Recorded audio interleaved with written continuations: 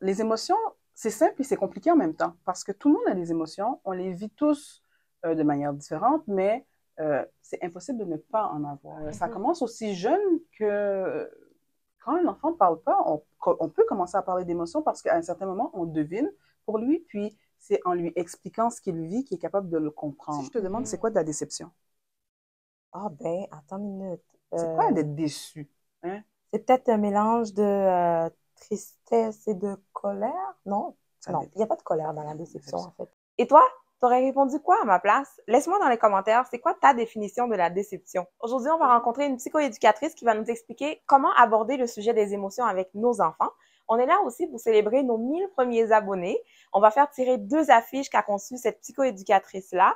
Et en passant, je vais juste prendre quelques secondes pour remercier tous ceux qui sont abonnés à notre chaîne depuis le début, ceux qui viennent d'arriver, ceux qui sont là depuis quelques temps. On vous remercie énormément de nous suivre et de nous encourager. Et si toi, tu viens de découvrir notre chaîne à partir de cette vidéo, je te souhaite la bienvenue sur notre chaîne familiale. On a du contenu un peu varié autour de la vie de famille et ma vie de maman. Je vais t'inviter à aller faire un petit tour sur la chaîne pour voir si notre contenu t'intéresse. Si c'est le cas, je t'invite à t'abonner. N'oublie pas de nous laisser un petit pouce bleu, un commentaire et de regarder la vidéo jusqu'à la fin. C'est vraiment ça qui va nous aider au niveau de l'algorithme de YouTube. Alors sans plus tarder, on va commencer cette vidéo remplie d'outils pour les grands comme les petits. Même si tu n'es pas parent, ça va quand même te servir. C'est parti! Aujourd'hui, ça me fait plaisir de me présenter. Je m'appelle Manuela Rigaud-Théodore, je suis psychoéducatrice de formation. Je fais des conférences, des ateliers, j'offre mes services aussi en tant que psychoéducatrice. Ça me fait plaisir d'aller dans les écoles, dans les garderies, dans les milieux de travail. Aujourd'hui, on donne 2 affiches de comment je me sens, des affiches sur les émotions. Alors, on va parler un peu de comment utiliser ces affiches-là. On va parler de comment parler des émotions avec les enfants. Alors, je pense que c'est pour ça qu'on est là. Parfait. On va faire le tirage à la fin de la vidéo, mais pour le moment, on va vous montrer les différents personnages parce que vous allez pouvoir les personnaliser pour les 2 personnes qui vont remporter les affiches. Donc, Léa va venir nous montrer les différents personnages. On a différents personnages ici. Alors, en tout, on a une vingtaine de personnages. On a des garçons et des filles. J'ai essayé de représenter la diversité parce que je trouve que c'est très important que les enfants puissent se reconnaître quand on leur apprend quelque chose. Souvent, d'avoir un personnage qui ressemble favorise l'identification, mais aussi le sentiment d'appartenir à un groupe, à une communauté. Quand on regarde un personnage, puis on dit, regarde-le, comment lui, il se sent, et que le personnage ne ressemble pas à l'enfant, ça lui donne l'impression qu'il y a moins de place dans ce monde. Et je ne veux pas ça pour aucun enfant. Alors, au niveau des personnages, je pourrais tous vous les présenter un à un. Je vous dis, il y en a une vingtaine. On a nos 2 petits albinos ici. On a, bien sûr, on a Aiko. Ouais, Aiko. On a Aiko. On a Jin. L'idée, c'est qu'on a toujours une paire, une fille et un garçon de chacun des personnages. Comme on peut voir ici aussi, on a Zachary, qui est le frère de Nanda. Oh! Oui. On a Maëlle. Maëlle, c'est ma meilleure, c'est la mienne, c'est ma fille. On a aussi notre roux Miou Paul, le roux, avec Lucie, la rousse. Et l'idée, c'est de pouvoir avoir plus de personnages encore qui vont représenter tous les enfants du monde entier, mais on a commencé avec une vingtaine et on espère que les gagnants vont pouvoir choisir quelque chose quelqu'un, un personnage qui représente réellement leur enfant. Merci. Merci, Léa. Alors, Manuela, j'aimerais savoir avec toi, à partir de quel moment on pourrait aborder le sujet des émotions avec les enfants, puis comment on aborde le sujet des émotions avec les enfants? C'est quand même assez complexe, là, les émotions. Alors, les émotions, c'est simple et c'est compliqué en même temps, parce que tout le monde a des émotions, on les vit tous de manière différente, mais c'est impossible de ne pas en avoir.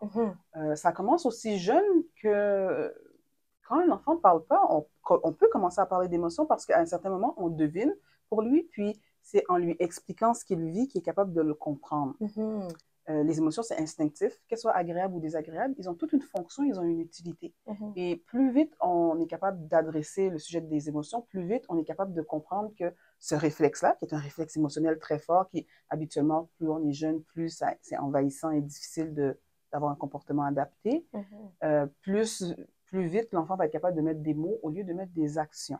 Exact. Ouais. Alors, un enfant pas content, son ami lui a pris un jouet, refrappe l'autre ami. Comportement réflexe, tu es venu me déranger dans ma bulle, j'avais mon objet, c'était à moi, ma propriété, mon espace, et toi, tu es venu faire intrusion. Ça m'a mis en colère. Ma colère, ça veut dire que tu as touché une de mes limites. Tu marches sur mon soulier, tu as touché ma limite. tu as fouillé dans mon portefeuille, tu touches sur ma limite. Tu es sûr que mes parents, tu as touché ma limite. Ma colère se réveille, puis quand elle se réveille fort. Et là, de dire à l'enfant, là, tu es fâché. Je comprends que tu es fâché. Il est venu, il t'a dérangé. Même si que lui, il ne va pas le répéter, il faut le modèle.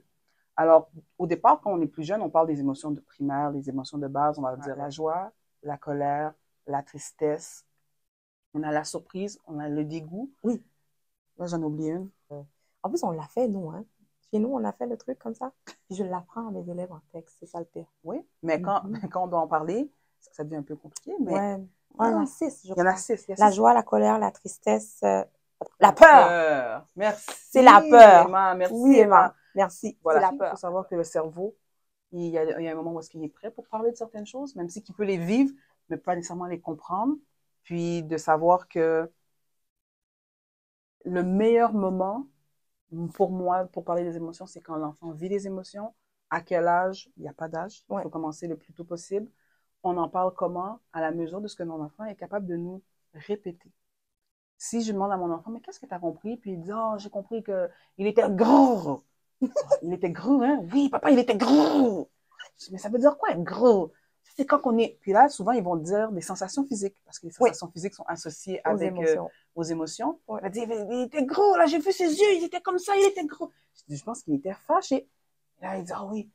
Et là, l'enfant peut dire, non, fâché, c'est quand je suis, là, parce que papa, il fait gros. Alors, c'est une émotion qui, pour l'enfant, pourrait paraître un peu plus avec de l'agressivité, on va dire. Et lui, quand il est en colère, c'est une émotion où est-ce qu'il est plus dans une envie de bouder, de rester pas content pour affirmer un point. Puis après ça, on va aller vers des émotions qui sont plus complexes. Les émotions plus complexes, c'est des émotions qui impliquent une notion des fois de temps ou d'émotions mélangées. Oh! Oui. Si je te demande, c'est quoi de la déception? Ah ben, attends une minute. C'est quoi d'être déçu? Hein? C'est peut-être un mélange de tristesse et de colère? Non? Non, il n'y a pas de colère dans la déception, en fait. La déception, c'est de la surprise avec une émotion désagréable. Ah oui, c'est vrai. Alors, c'est une mauvaise surprise. Ouais.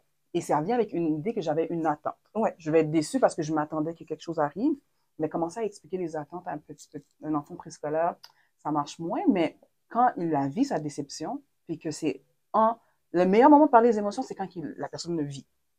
Je suis déçue, je voulais aller à la ronde, on va dire. J'ai des amis, je voulais aller dans les manèges.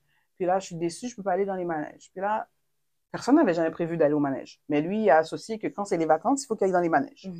Et là, il dit, moi, il peut être vraiment triste, il peut être vraiment en colère, mais c'est que son attente, elle n'est pas bien placée. Puis là, d'avoir la discussion de, mais il faut planifier des choses, il ne faut pas que tu t'en attendes tout seul dans ta tête. C'est pas parce que c'est arrivé une fois que ça va arriver à chaque fois. C'est ça qui fait que les conversations deviennent intéressantes, mais il faut être disponible dans le moment pour en parler. Il n'y a pas d'âge, mais il faut en parler. Oui, il faut en parler, puis il faut des outils pour nous aider, parce que de dire à quelqu'un comment tu te sens, quand on ne se sent pas bien, surtout, c'est difficile de dire c'est quoi notre émotion parce qu'on est occupé à ne pas se sentir bien. Alors, c'est dans ces moments-là que moi, je sors une affiche, puis je dis, c'est quoi qui se passe? Et là, quand on ralentit pour lire l'affiche, pour regarder, pour... Est-ce qu'on pourrait justement montrer... Oui, justement, moi, j'utilise différents outils et d'avoir une affiche comme celle-là, par exemple, on va montrer un peu plus proche, ça permet de mettre des mots sur le ressenti parce que de dire je me sens agressif ou je me sens en colère ou je me sens blessé ou je me sens les trois mélangés ensemble, c'est vraiment important de savoir être capable de nuancer les différences. En tant qu'adulte, si nous-mêmes on n'a pas les mots, on ne peut pas mettre des mots dans la bouche de nous. Ça, je suis tout à fait d'accord parce que justement, je me demandais comment que nous, comme adultes, on peut aider les enfants quand, par exemple, mettons, moi, j'ai plusieurs enfants, OK? Une famille où il y a plusieurs enfants.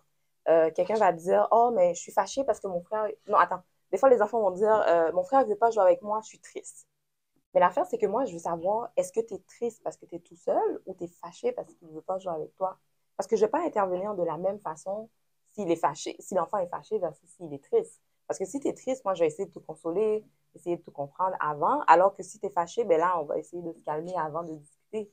Fait que je pense que c'est important pour nous, comme parents, d'avoir les bons mots pour qu'on puisse savoir comment on va intervenir auprès de l'enfant aussi. Et là, j'entends le parent parfait que tu essayes d'être, Daphné. Ah non, pas du tout!